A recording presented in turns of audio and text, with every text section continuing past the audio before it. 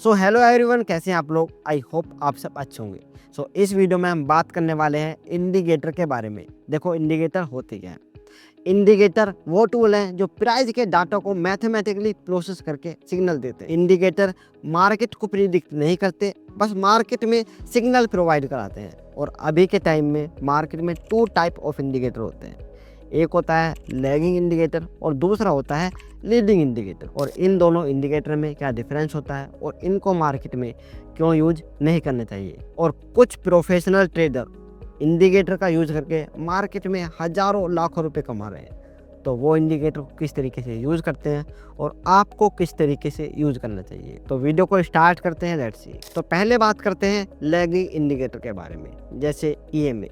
EMA एक lagging indicator है जो प्राइस के मूवमेंट के बाद आपको सिग्नल देता है कि यहाँ आपको बाय करना है या यहाँ आपको सेलिंग की पोजीशन बनानी है। जिससे फर्स्ट प्रॉब्लम जो हमें देखने के लिए मिलती है वो होती है लेट एंट्री। जब कोई आप इंडिकेटर बेस्ड मार्केट में एंट्री करते हो, मान लो आपको किसी स्टॉक में 10 रुपये पर बाय करना था, पर आपका इंडिकेटर लेट होने के कारण वो एंट्री आपकी 15 रुपये पर जाकर होती है, जिसके कारण जो आपका स्टॉप लॉस होता है वो बड़ा लगता है और आपको सिंगल ट्रेड में बड़ा लॉस देखने के लिए मिलता है, जो आपके कैपिटल के कंपैरिजन में बहुत बड़ा होता है। या फिर आप छोटा प्रॉफिट लेकर मार्केट से निकलते हो। और अभी के टाइम में 70 to 80% लोग ट्रेडिंग करते time without psychology and without price action के ट्रेड करते हैं। वो बस इंडिकेटर बेस्ड मार्केट में एंट्री करते हैं, इसलिए उनका ट्रेड एंट्री करने के बाद 90 डिग्री रिवर्स हो जाता है। दूसरा होता है लीडिंग इंडिकेटर। लीडिंग इंडिकेटर वो होते हैं जो प्राइस के मूवमेंट से पहले आपको सिग्नल देने की कोशिश करते हैं, जैसे आरएसआई।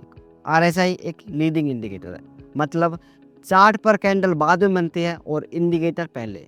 और इनके केस में भी सेम प्रॉब्लम देखने के लिए मिलती है। और अभी के टाइम में कुछ ट्रेडर लैगिंग और लीडिंग इंडिकेटर दोनों को यूज करते हैं और 2 से 3 इंडिकेटर लगाकर ट्रेडिंग करते हैं।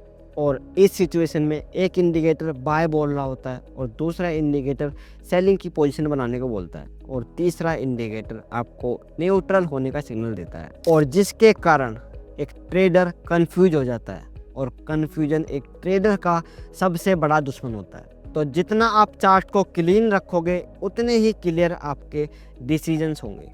और कुछ लोग इंडिकेटर लगाकर चार्ट को एनालाइज करते हैं और वो चार्ट को अच्छे से एनालाइज नहीं कर पाते और कुछ टाइम बाद ऐसे ट्रेडर इंडिकेटर बेस्ड ट्रेडर बन जाते हैं और हमेशा लॉसेस में रहते हैं। देखो, जो बिगिनर ट्रेडर होता है वो चार्ट पर इंडिकेटर को यूज़ करता है और एक प्रोफेशनल ट्रेडर प्राइस एक्शन को फॉलो करता है। देखो, अगर आप बिगिनर हो तो आपको मार्केट में क्या क्या यूज करना चाहिए, तो यह कुछ इंपॉर्टेंट पॉइंट है, तो इनको आप नोट डाउन कर लेना। तो फर्स्ट पॉइंट में आपको जितना हो सके चार्ट को क्लीन रखो। और सेकंड पॉइंट में आपको सपोर्ट और रेजिस्टेंस को सीखना है। और थर्ड पॉइंट में आपको मार्केट के स्ट्रक्चर के बारे में पता होना चाहिए कि मार्केट बुलिश है, बेयरिश है या मार्केट साइडवेज है। और फोर्थ पॉइंट में आपको कैंडल की साइकोलॉजी के बारे में पता होना चाहिए। अच्छा, कुछ प्रोफेशनल ट्रेडर इंडिकेटर का यूज करके मार्केट में प्रॉफिट करते हैं, तो वो किस तरीके से इंडिकेटर को यूज करते हैं। देखिए, जो प्रोफेशनल ट्रेडर होता है वो चार्ट पर इंडिकेटर को बस एक टूल की तरह यूज करता है। वो मार्केट में 90% प्राइस एक्शन और साइकोलॉजी बेस्ड ट्रेडिंग करता है। आइए एक एग्जांपल से समझते हैं। देखो, प्राइस एक्शन कार का स्टीयरिंग व्हील है और इंडिकेटर साइड वाला मिरर।